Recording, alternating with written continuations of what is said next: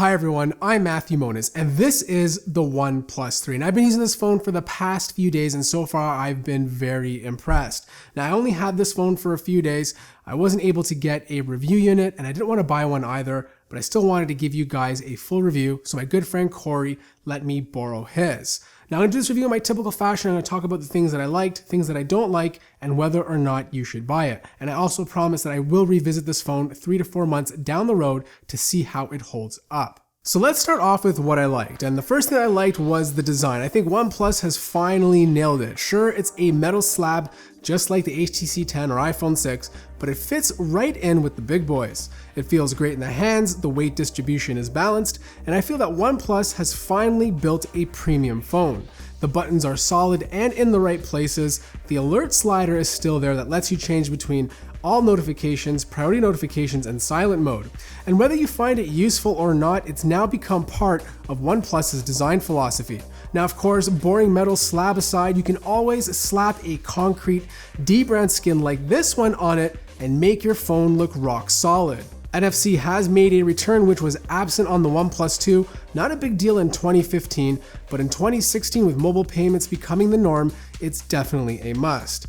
There's still a fingerprint scanner in the same spot. It's significantly better than the previous generation. It's accurate and faster than the fingerprint scanner on the Galaxy S7. I also love how fast this phone feels. It's using the latest Snapdragon 820 processor, but what makes it so unique is that it has 6 GB of RAM.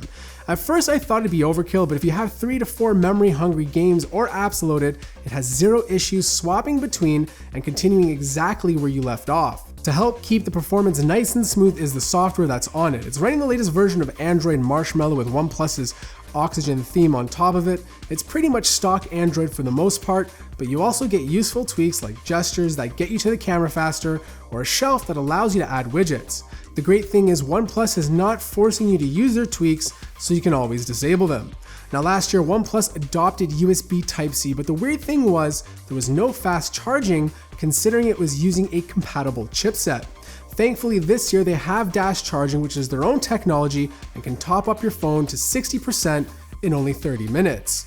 There's one caveat though, it only works with the included charger and cable that comes in the box. And since we are speaking about charging, the battery inside is 3000 milliamps, which you would think is quite small for a 5.5-inch phone, but combine it with a full HD screen and you'll get good battery life. I was averaging a full day of moderate use with about 25% left before plugging in at night. Surprisingly, the camera is quite good. It's using a Sony sensor, and it's obviously not as good as the iPhone 6s or Samsung Galaxy S7, but it's definitely up there. It's a 16 megapixel shooter with OIS and an f2.0 aperture. The majority of photos I took, whether it was in perfect lighting or in low light, turned out well. It never overprocessed images or favored under or overexposing shots. Pictures shot using auto mode came out quite pleasantly most of the time. Low light performance is solid with not too much noise on a well-lit evening like this one, and because it has such a high aperture, you can achieve some nice depth of field. The front-facing camera is 8 megapixels and takes great selfies, and you can also shoot 4K video, which it does quite well. Alright, so let's sum up all the good things so far. So far we have a good design, we have great performance, a fantastic software experience, and pretty good battery life. Now of course, no phone is perfect, so here are some of the things that I didn't like. So the first one is the display. I love the fact that it's AMOLED, it has great blacks, and I'm okay with it being 1080p. But what I'm not okay with is the fact that it's using a pentile matrix. When you use pentile, the effective resolution is always lower. Because of this, it no longer becomes a true 1080p display. If you look closely, you can see the text is not sharp, especially compared to non-pentile phones. This also throws off the color accuracy, making this display a pretty bad one. There's a great write-up on AnandTech about it. I've linked it in the description down below that you should definitely check out. Number 2 is no micro SD card slot. Personally, this is not a big deal to me. 64 gigabytes is more than plenty, but with all the flagship phones bringing back the SD card, it would have been nice to have one here too. And last is memory management issues. With 6 gigabytes of RAM, you would think there would be none, but you can only have 3 to 4 apps running in the background without having to reload them. According to Carl Pei, the co-founder of OnePlus, this was done intentionally in order to save battery life. Now the good thing is if you like to root your phone, this can be easily fixed by editing the build.prop file. Okay, so here are my closing thoughts, and here are the pros of the OnePlus 3. It has a good design. I think OnePlus finally nailed a flagship design. It has fantastic performance. This phone is ridiculously fast, and when you pair that with a good software experience, you're gonna get a fast and fluid device. It has good battery life and a great camera. Now, some of the things that I didn't like. I don't like the display. For me personally, it is a deal breaker, but I think for the majority of people out there, it will be fine. No micro SD card slot is personal preference.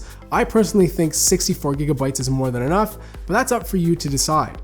And finally is the memory management issues. A lot of people out there might not have any issues with the phone itself. I felt the phone was fast and it was capable of loading up things quick enough even when they were out of memory.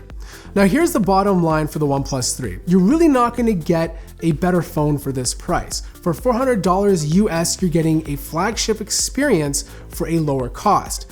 Now, if you buy a Samsung Galaxy S7 or an HTC 10, you're gonna be spending an extra $250. Now, what are you gonna get out of that? Maybe a little bit better of a screen, maybe a little bit better of a camera, and possibly a little bit better of a design.